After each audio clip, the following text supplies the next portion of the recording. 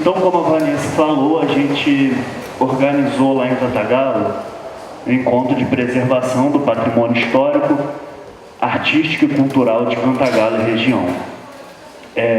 A Maria Ana também já esteve lá, né, palestrando. Esse encontro, ele começou no ano de 2018, não sei se dá para ler ali, com as letrinhas miúdas,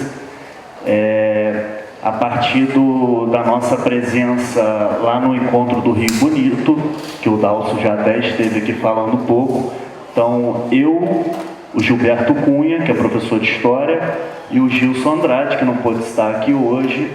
Ele é professor de artes, restaurador, um baita profissional, ele que é amigo do Davidson, inclusive. Ele nos convidou para ir lá em Rio Bonito e a gente gostou da ideia. Como nada se cria no mundo, a gente copia, né, a ideia, a gente trouxe essa ideia para Cantagalo. Então ali, está falando um pouco, a ideia partiu do Gilson, do Gilberto e de mim, e a nossa ideia mesmo era... o Gilberto aqui, A nossa ideia era juntar o máximo de profissionais ligados à preservação do patrimônio, como restauradores, pintores, arquitetos, professores e alunos de história, tendo em vista que a gente lá em Cantagalo tem o CEDERJ, né? E lá tem um curso de história, eu inclusive sou estudante de história lá da instituição. E o nosso objetivo era divulgar o patrimônio histórico e artístico tanto de Cantagalo como dos municípios participantes. Então a gente teve, claro, participação, a Ana esteve lá, a Maria Ana, o pessoal de Macuco, os municípios vizinhos ao nosso, mas tivemos Rio Bonito, o Davis esteve lá, Magé. Então o objetivo mesmo é unir profissionais com a preocupação com o patrimônio cultural para a gente discutir isso. Inclusive o Cláudio Prado, que é o presidente do INEPAC, ele esteve lá no encontro desse ano, falando um pouco sobre o trabalho do INEPAC, enfim, nunca tinha vindo a Cantagalo, nunca tinha vindo a essa parte do interior, foi a primeira vez que ele veio, então nosso objetivo também é esse, é aproximar os órgãos estaduais, federais da nossa região aqui. Aqui são algumas fotos do evento em 2018. Então está aqui a visitação que a gente fez a São Clemente, as apresentações que tiveram lá na casa de Euclides da Cunha. Aí o Gilson está aqui retratado, porque ele não pôde estar presente. O pessoal do Centro de Memória, lá de Cantagalo, que hoje funciona dentro do CEDERJ, dentro do espaço do CEDERJ. O pessoal de Magé, que participou. E aqui a gente teve um momento num passeio histórico por Cantagalo, onde o professor Bosco contou um pouco da história do município. Então nosso objetivo é esse, apresentar o município de Cantagalo, mas dar o espaço também para cada um estar apresentando aí seus projetos de pesquisa e o patrimônio de cada cidade. Essa é a foto do evento desse ano, que aconteceu em agosto. Então a gente tem aqui o MESAC, da UMEC Center, que é o nosso parceiro. E muito importante também que esse evento ele não é voltado só para o público adulto. O Gilson faz um trabalho de educação patrimonial com os alunos do Colégio Estadual Maria Zumira Torres, que fica ali próximo à casa de Euclides da Cunha. Então a gente pode estar passando já para essas crianças a importância do patrimônio, a importância desse pertencimento, né? A gente pega aqui para falar um pouco sobre o patrimônio de Cantagalo. Eu vou aproveitar esse espaço para poder falar por que a gente teve o objetivo de fazer esse encontro Cantagalo. A gente vê que a história de Cantagalo é tão importante, por exemplo, quanto a história de Nova Friburgo, quanto a história do Rio de Janeiro, só que chega um determinado momento que ela se perde, enfim. Cantagalo, por exemplo, não entra dentro do Vale do Café, enfim, ela não tem a visibilidade. Então a gente fez esse evento com o intuito de mostrar para o visitante, mostrar para o palestrante a importância da cidade e mostrar também que se a gente se unir, a região serrana inteira pode explorar um pouco da história.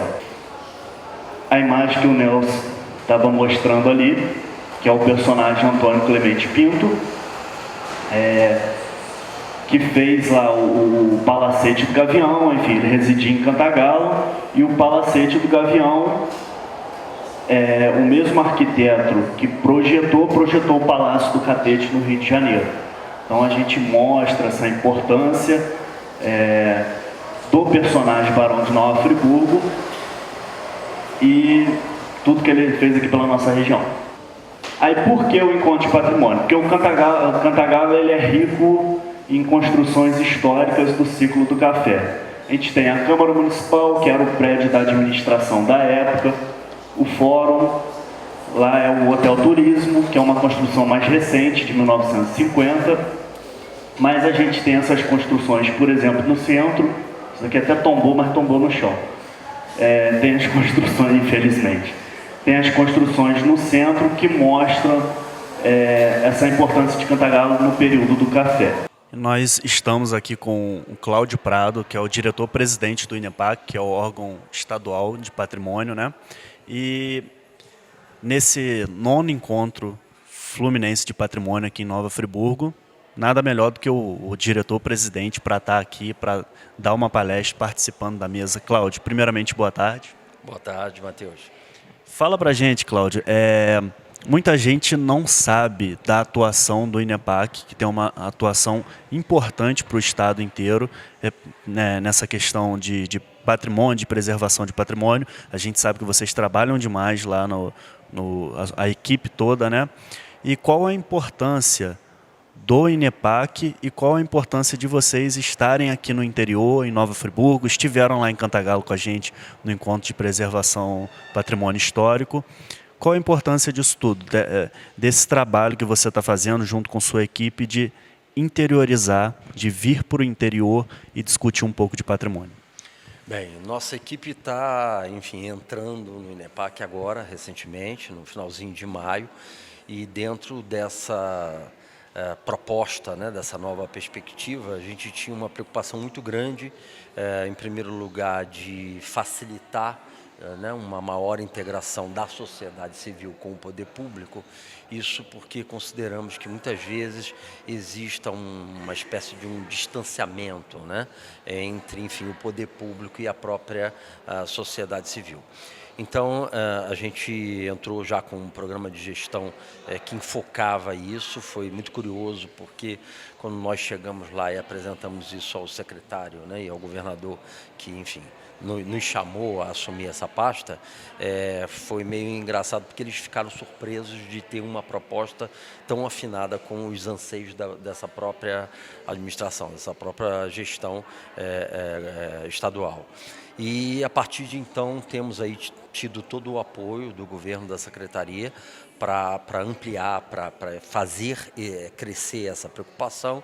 E uma das formas que a gente encontrou é promovendo visitas, vistorias, encontros até políticos, né? Uma vez que, já que nós vamos ter um carro que vai ser deslocado, né, da nossa sede até o interior, por que esse carro não possa ser preenchido com outras pessoas, né? Enfim, usando esse combustível, falando de uma maneira muito simples, né? E que a gente possa fazer uma reunião com o secretário de Cultura, enfim, possa levar pessoas para falar de outras questões além de uma própria vistoria. Isso significa um entrosamento maior. E com essa oportunidade, a gente tem conseguido avançar em muitos pontos, né? E esses resultados já estão começando a aparecer, né? Uma outra forma que a gente está tendo de fazer essa integração é chamar essas pessoas para os eventos que nós hoje estamos organizando, e só nesse momento, na nossa sede, a gente tem uma exposição que trata exatamente do patrimônio fluminense, enfocando, nesse caso, o norte fluminense, e aproveitando o ensejo da exposição, a gente está promovendo, nesse período em que ela está lá em cartaz, que é só um período de um mês, né?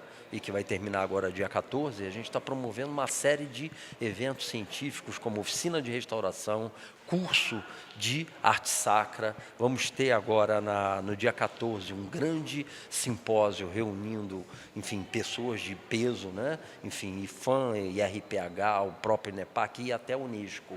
Então tem sido um esforço muito grande e que tem já aflorado, e essa parceria das pessoas, da integração dos próprios preservacionistas junto ao poder público realmente é indispensável e está caminhando.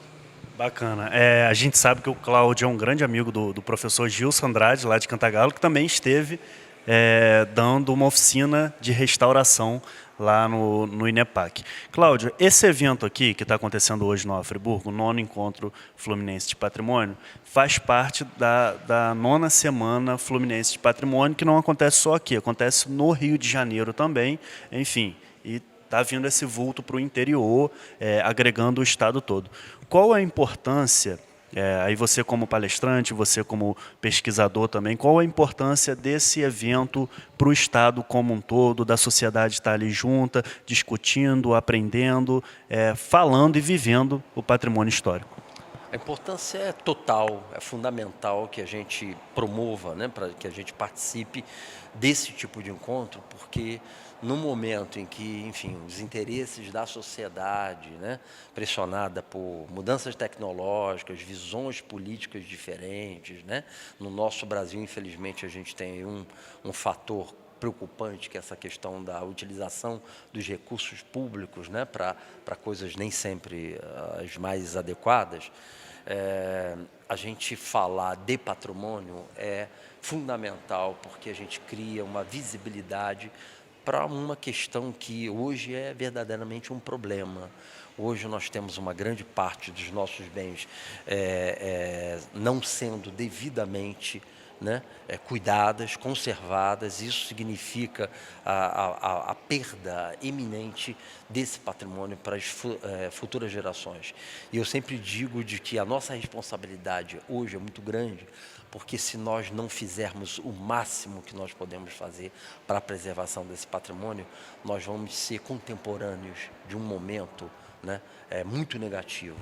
E a história é sempre implacável, porque nós temos, a gente que trabalha com documentos, a gente sabe que hoje a gente pode não ter a dimensão do peso da nossa atuação ou da nossa não atuação, só que o futuro vai dizer que Mateus, Cláudio, Gilson, todos nós vivemos numa época que não pode ser a época em que a gente perdeu o nosso patrimônio. Infelizmente, a gente está vendo museus serem incendiados, enfim, casarões desabando, e isso nos joga uma responsabilidade muito grande, porque nós não podemos ter nossos nomes associados a esse movimento, que é uma coisa que a gente não está conseguindo conter, mas nós precisamos nos unir para que a gente reverta esse quadro. Com certeza. Então, falando conosco aqui o Cláudio Prado, presidente e diretor do INEPAC. A gente parabeniza o Cláudio, a toda a equipe, e como o Cláudio muito bem sintetizou aqui, e eu lembro muito da frase de José Saramago, que foi um grande expoente da literatura, né, Nobel inclusive, que ele fala: somos a história, a memória que temos, sem memória não existimos. Então esse trabalho é nesse sentido. Então parabéns, e a TV Interior continua aqui na Fundação Dom João VI.